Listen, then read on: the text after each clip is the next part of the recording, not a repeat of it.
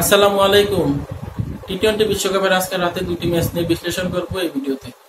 প্রথম ম্যাচে নেপালকে 6 উইকেটে হারিয়েছে নেদারল্যান্ডস এবং দ্বিতীয় ম্যাচেরটার কিন্তু কোনো ফলাফল হয়নি, কারণ 10 ওভারে 90 রান করেছে স্কটল্যান্ড।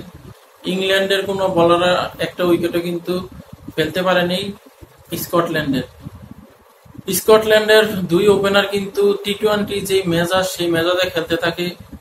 মিউন্স আর জন্স তারা কিন্তু অবিচ্ছিন্ন থাকে, কারণ 9 ওভারে 90 রান কিন্তু টি-20 এই যুগে আহামরি অনেক রান। আর বিশ্ব ডিফেন্ডিং চ্যাম্পিয়ন কিন্তু ইংল্যান্ড, তো তাদের সাথে এই রানটা করা কিন্তু অনেক।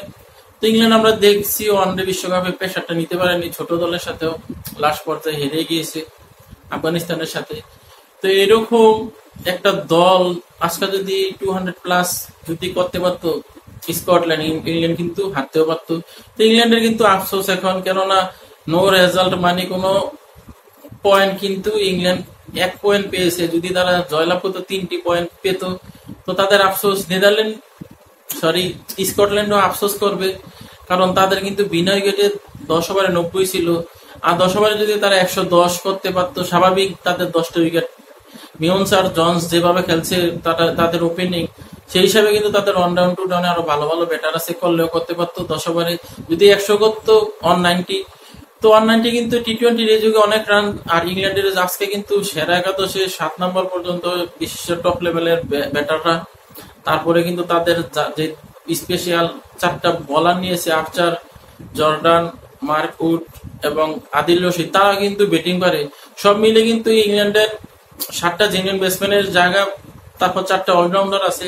তো ইংল্যান্ডে আহামরি ঠকে যেত তাও না, হার জিত খেলারই অংশ। কিন্তু স্কটল্যান্ড কিন্তু ম্যাচে ভালোভাবে ছিল। তো স্কটল্যান্ডের আফসোস, ইংল্যান্ডের আফসোস। তো ইংল্যান্ডের জন্য একটু কঠিন হবে, কারণ অস্ট্রেলিয়া আছে। যদি অন্য কোনো ম্যাচে ইংল্যান্ড হারে ছোট দুইটা দলের সাথে কোনো একটায়, তাহলে কিন্তু ইংল্যান্ডের 12টা বেজে যাবে আজকের বৃষ্টির কারণে, এই ম্যাচটা পরিত্যক্তের কারণে। আর অন্যদিকে স্কটল্যান্ডেরও আজকের ম্যাচটা যেহেতু 10 ওভারে তারা 90 রান করেছে, তারা কিন্তু অস্ট্রেলিয়ার সাথে 99% হারবে। তারপরে দুইটি ম্যাচ থেকে কিন্তু তারাও যদি একটি হারে, তাহলে কিন্তু তাদেরও বিশ্বকাপ থেকে ছিটকে যাওয়ার সম্ভাবনা তৈরি হয়ে গিয়েছে এই প্রথম ম্যাচটা পরিত্যক্ত হওয়ার কারণে। দিনের প্রথম ম্যাচে নেপাল তারা টসে জিতে প্রথমে ব্যাট করতে নামে। আমার মনে হয় এটা ভুল সিদ্ধান্ত ছিল, কারণ নেদারল্যান্ডের যে বলার বিশ্বকাপ ওয়ানডে বিশ্বকাপে কিন্তু দেখেছি নেদারল্যান্ডের বলাররা অন্য ভালো ভালো দলদেরকে, বাংলাদেশকেও কিন্তু ভুগিয়েছিল। তো নেপালের একটু কনফিডেন্স রাখার দরকার ছিল, বেশি কনফিডেন্স রেখেছে নিজেদের উপরে। নেপালের একটু নেদারল্যান্ডের বলারকে নিয়ে একটু আইডিয়া বা গবেষণা করা দরকার ছিল, যে তারা কিন্তু ভালো মানের বলার। তা আমরা তারা কিন্তু ভালো মানের ব্যাটারও।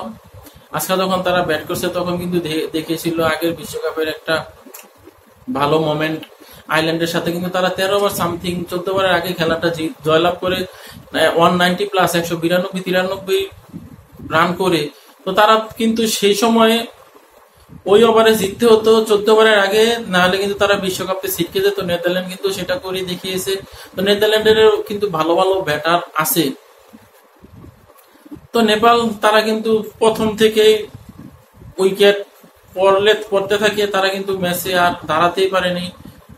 অধিনায়ক পাওদাল সে কিন্তু 35 রান করে, এটা উল্লেখযোগ্য ছিল 37 বলে। এছাড়া কিন্তু আর তেমন কেউ রান করতে পারেনি। তো আমরা জানি নেদারল্যান্ডের বলাররা কিন্তু অনেক আগ্রাসী বলার, বিশেষ করে তাদের পেস বলাররা কিন্তু অনেক ভালো বল করে। তারপর তাদের বামহাতি স্পিনার, সে কিন্তু আজকে ম্যান অফ দ্য ম্যাচ হয়। 4 ওভারে মাত্র 20 রান দেয় পিনগেল, সে কিন্তু ভালো ব্যাটও করতে পারে।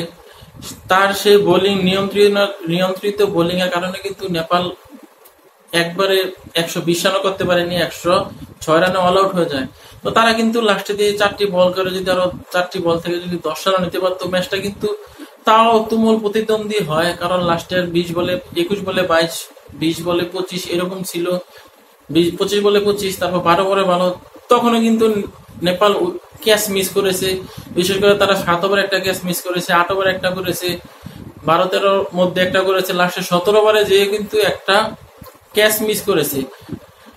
সেই ওডাউনের ক্যাচ, সে কিন্তু 48 বলে 54 রান অপরাজিত থাকে, সে যদি আউট হয়ে যেত তখন কিন্তু তাদের শিক্ষিত ব্যাটসম্যান, যেহেতু সে শিক্ষিত ব্যাটসম্যান আমরা জানি সে ভালো ব্যাট করে, ওপেনার টপ অর্ডারের ব্যাটসম্যান, সে আউট হলে কিন্তু নেদারল্যান্ডের একটু অন্যরকম হতে পারত ম্যাচটা। যদিও 109 রান কিন্তু আহামরি না, তাও আমরা দেখেছি ওয়েস্ট ইন্ডিজের সাথে কিন্তু লো স্কোরিং ম্যাচে ওয়েস্ট ইন্ডিজও নিতে পারেনি পাপুয়া নিউগিনির সাথে। গতকাল আরেকটি ম্যাচ হয়েছিল এরকম ওমানের, সেটাও কিন্তু নামিবিয়ার সাথে টাই হয়ে যায়, তারপর সুপার ওভারে কিন্তু ম্যাচ গড়ায়। আজকে কিন্তু এরকম একটা কিছু ঘটতে চেয়েছিল। তো নেপালে তারা বোলিং ব্যাটিং যাই করুক, তারা মনে ফিল্ডিং শিখে না, তারা মনে গ্রাম অঞ্চলে যারা মাছ ধরতে যায় পানির নিচে, শোল মাছ, টাকি মাছ এরকম করতেছিল মাঠের মধ্যে। তারা যদি একটু ভালো ফিল্ডিং করতে পারতো, আমার মনে হয় তারা ম্যাচটা আরো প্রতিদ্বন্দ্বীপূর্ণ, কি 50% জয়ের চান্স ছিল। তারা কিন্তু একাধিক 3 থেকে 4টা ইজি ক্যাচ মিস করে, সেই জন্য কিন্তু তারা ম্যাচ থেকে প্রায় ছিটকে যায়। তো নেপাল এই হারের ফলে কিন্তু তারা বিশ্বকাপ থেকে সবার ডি গ্রুপের সবার আগে থেকে পা দিয়ে রাখলো আমার মনে হয়। কারণ তাদের কিন্তু নেদারল্যান্ডের সাথে কাগজে কলমে সবচেয়ে দুর্বল দল ছিল কিন্তু এই গ্রুপের নেদারল্যান্ড। এই গ্রুপে কিন্তু বাংলাদেশও আছে, নেপাল বাংলাদেশকে কিন্তু নেদারল্যান্ডের থেকে বেশি সমীহ করবে। তারপর আছে শ্রীলঙ্কা, সাউথ আফ্রিকা।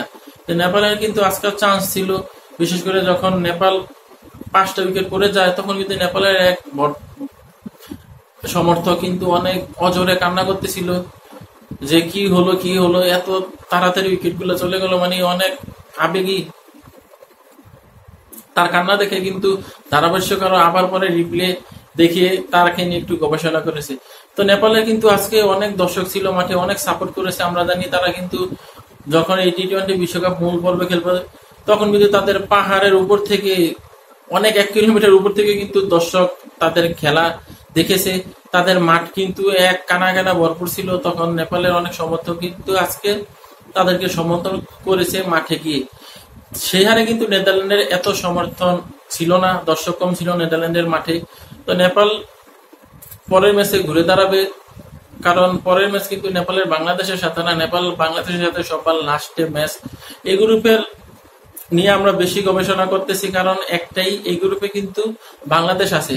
তো নেদারল্যান্ড আজকে জিতেছে, কিন্তু বেশি আহামরি পয়েন্ট নেদারল্যান্ড পায়নি, কারণ শ্রীলঙ্কা গত ম্যাচে আফ্রিকার সাথে হেরে প্রায় 1000 পয়েন্ট মাইনাস 1.248 এরকমই একটি মাইনাস, তারপর আফ্রিকা হয়েছে প্লাস। তো সাউথ আফ্রিকাকে টি-20 বা কোনো বিশ্বকাপে সবসময় কিন্তু জোকার বলা হয়, কারণ তারা কিন্তু সেমিফাইনালে গিয়ে আর যেতে পারে না। তো তারা প্রথম রাউন্ড ভালোভাবে উতরে যাবে। তো এই গ্রুপ থেকে কিন্তু সাউথ আফ্রিকা 1 পা দিয়ে রেখেছে, কারণ এই গ্রুপের প্রধান দল যেটা সাউথ আফ্রিকা একটু সমীহ করে, আবার টি-20 বিশ্বকাপে ডিফেন্ডিং চ্যাম্পিয়ন না, আগের চ্যাম্পিয়ন তারা, ডিফেন্ডিং চ্যাম্পিয়ন তো ইংল্যান্ড। তো তারা কিন্তু শ্রীলঙ্কাকে হারিয়ে দিয়েছে, অন্য দলগুলো কিন্তু তারা আরো ইজিলি ভাবে হারাবে, এটা তারা আশা ব্যক্ত করে। সেই হিসাবে কিন্তু সাউথ আফ্রিকা সুপার 8-এ 1 পা দিয়ে রেখেছে। তো নেপালে কিন্তু সুপার 8 থেকে 1 পা ছিটকে গেছে এই ম্যাচ হারার কারণে। তো বাংলাদেশ প্রথম ম্যাচে শ্রীলঙ্কার সাথে কি করে সেটা দেখার বিষয়। তো আজকের মতো বিদায় নিচ্ছি। এআই শরীফ খেলার গল্প। আল্লাহ হাফেজ।